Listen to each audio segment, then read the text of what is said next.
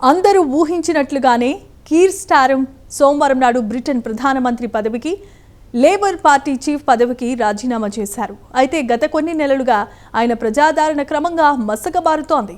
దీంతో వచ్చే పార్లమెంట్ ఎన్నికల్లో ఆయన నాయకత్వంలో లేబర్ పార్టీ గెలిచే అవకాశాలు లేవని తేలిపోయింది. ఆయన పార్టీకి చెందిన ఎంపీలే రాజీనామా చేయాలని ఒత్తిడి పెంచారు. ఆయన తీసుకున్న విధానపరమైన నిర్ణయాలు కూడా బెడిసికొట్టాయి. ఈ క్రమంలోనే ఆయన పార్టీలో ప్రధాన ప్రత్యర్థి యాండీ బర్న్హామ్ ఉప ఎన్నికల్లో ఘన విజయం సాధించడంతో ఆయనకు అసలైన కష్టాలు మొదలయ్యాయి. ఆయన పార్టీకి చెందిన నాయకులే ఆయన రాజీనామాకు ఒత్తిడి పెంచేశారు. గత కొన్ని రోజుల నుంచి పార్టీ ఎంపీల నుంచి ఒత్తిడి వస్తున్నా ప్రధాని పదవి నుంచి దిగరని భీష్మించు కూర్చున్న స్టార్మర్ ఎట్టకేలకు సోమవారం నాడు ప్రధాని పదవికి రాజీనామా చేసినట్లుగా ప్రకటించారు. ఇక ఆయన రాజీనామాకు గల కారణాలేంటో ఈ ప్రత్యేకమైన కథనంలో తెలుసుకుందాం.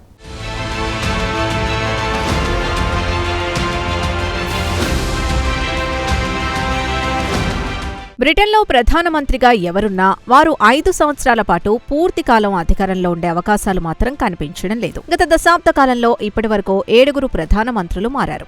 అది కన్సర్వేటివ్ పార్టీ అయినా లేబర్ పార్టీ అయినా అదే తంతు కొనసాగుతోంది. 2016లో బ్రెగ్జిట్ తర్వాత బ్రిటన్కు చెందిన కన్సర్వేటివ్ పార్టీ 4 ప్రధానమంత్రుల్ని మార్చింది. థెరెసా మే తర్వాత బోరిస్ జాన్సన్, లిజ్ ట్రస్, చివరగా రిషి సునాక్ ఆయన నేతృత్వంలో పార్టీ ఎన్నికలో ఓడిపోయింది. లేబర్ పార్టీ అధికారంలోకి వచ్చింది. ఇక సుదీర్ఘకాలం తర్వాత అధికారంలోకి వచ్చిన లేబర్ పార్టీ కూడా అదే బాటలో నడుస్తోంది.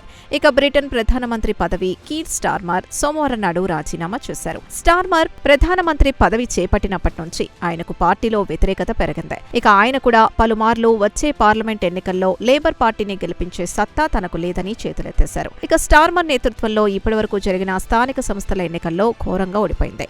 లేబర్ పార్టీని సవాల్ చేయడానికి కొత్తగా రీఫార్మ్ యూకే పార్టీ తయారైంది.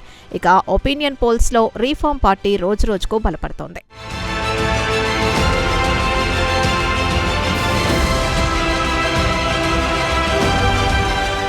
ఇక ఇవన్నీ ఒక ఎత్తైతే ఆయన తీసుకున్న హై ప్రొఫైల్ నిర్ణయాలపై యూటర్న్లు తీసుకోవడంపై పెద్ద ఎత్తున విమర్శలకు తావిచ్చింది. ఇక అమెరికాలో పెను వివాదం సృష్టించిన జెఫ్రీ ఇన్స్టైన్ ఫైల్స్ లో పీటర్ మాండెల్సన్ పేరు రావడం, ఆయన్ను స్టార్మర్ అమెరికాలో బ్రిటన్ రాయబారిగా నియమించడం పెను వివాదానికి దారితీసింది.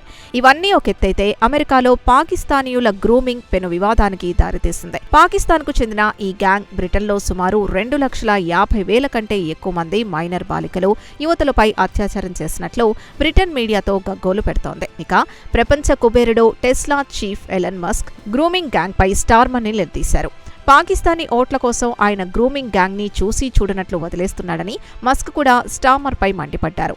ఆయన 200 పేజీల నివేదిక విడుదల చేశారు. బ్రిటన్లోని పలు నగరాల్లో గ్రూమింగ్ గ్యాంగ్లను అడ్డుకట్ట వేయడంతో స్టార్మర్ ఘోరంగా విఫలమయ్యారని మస్క్ పెద్ద ఎత్తున ప్రచారం చేశారు. బ్రిటన్ మీడియాలో దీనిపై పెద్ద ఎత్తున కవరేజ్ లభించింది.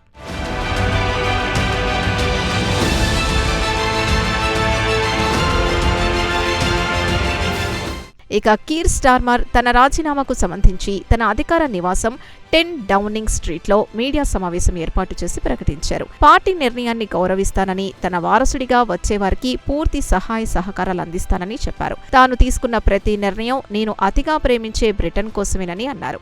అందుకే లేబర్ పార్టీ నాయకుడిగా రాజీనామా చేస్తున్నానని చెప్పారు. తన నిర్ణయాన్ని సోమవారం ఉదయమే బ్రిటన్ రాజు చార్లెస్ 3కి చెప్పానన్నారు స్టార్మర్. అలాగే లేబర్ పార్టీ నేషనల్ ఎగ్జిక్యూటివ్ కమిటీని జూలై 9వ తేదీలోగా ఒక టైం టేబుల్ సిద్ధం చేసి కొత్త నాయకుడి ఎంపికకు మార్గం సుగమం చేయాలని కోరానని తెలిపారు. సెప్టెంబర్లో పార్లమెంట్ సమావేశం కావడానికంటే ముందుగానే కొత్త నాయకుడిని ఎంపిక చేయాలని స్టార్మర్ లేబర్ పార్టీని కోరారు. అప్పటి వరకు తాను ప్రధానమంత్రిగా కొనసాగుతానని చెప్పారు. అధికార బదిలీ సజావుగా జరిగేలా చూసేందుకు తన వంతు కృషి చేస్తానని స్టార్మర్ పార్టీకి హామీ ఇచ్చారు.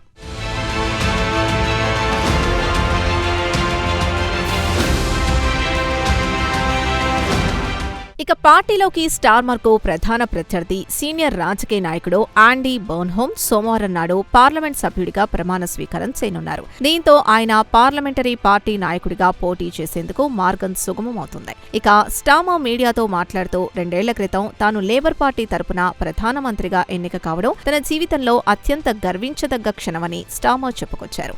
అయితే బ్రిటన్లో లేబర్ పార్టీ 14 సంవత్సరాల సుదీర్ఘకాలం తర్వాత అధికారంలోకి వచ్చింది. ఇక కన్సర్వేటివ్ పార్టీతో ప్రజలు విసిగిపోయి లేబర్ పార్టీకి పట్టం కట్టారు. దేశంలోని లక్షలాది మంది ప్రజల జీవితాల్ని మార్చాలని తాను రాజకీయాల్లోకొచ్చానని చెప్పుకొచ్చారు స్టార్మర్. 6 ఏళ్ల క్రితం బ్రిటన్లో లేబర్ పార్టీ ఆర్థికంగా, రాజకీయంగా, నైతికంగా దివాలా తీసిందని చెప్పారు. అప్పుడే తాను సవాల్గా తీసుకుని పార్టీని బలోపేతం చేయడానికి కృషి చేశానన్నారు.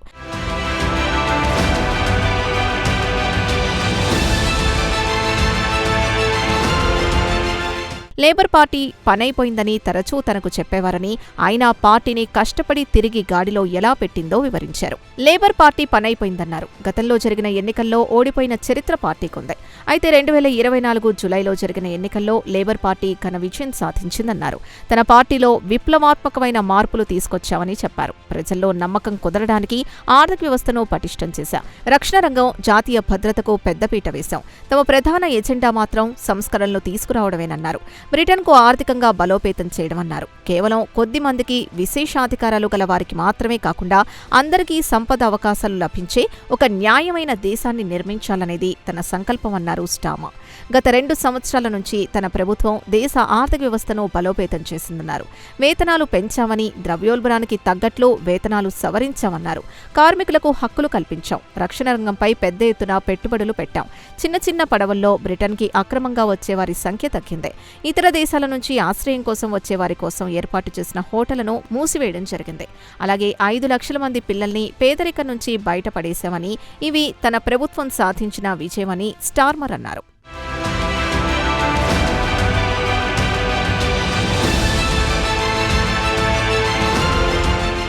తాను ప్రధానమంత్రిగా ఉన్న కాలంలో ప్రపంచవ్యాప్తంగా బ్రిటన్ పరపతి పెరిగిందన్నారు.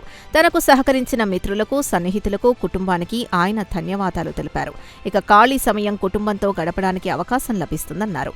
ఇక బ్రిటన్ రాజకీయ విశ్లేషకుల అంచనా ప్రకారం లేబర్ పార్టీ అధికారంలోకొచ్చి దాదాపు 2 సంవత్సరాలు కావస్తోంది. తాము అధికారంలోకి వస్తే మార్పు తెస్తామని హామీ ఇచ్చి అధికారంలోకొచ్చింది. కన్సర్వేటివ్ పార్టీ ఇప్పటికే భ్రష్టు పట్టిపోయింది. దీంతో విసిగిపోయిన ప్రజలు లేబర్ పార్టీకి పట్టం కట్టారు. ఇక లేబర్ పార్టీలో స్టార్మర్కు వ్యతిరేకత ఏర్పడటంతో ఆయన పార్టీ అగ్రనాయకత్వం కోసం పోటీ చేయాలా వద్దా అని గత వారాంతం మల్లగుల్లాలు పడి ఎట్టకేలకు పార్టీ నాయకత్వానికి ప్రధాని పదవికి రాజీనామా చేయాలనే నిర్ణయానికి వచ్చారు.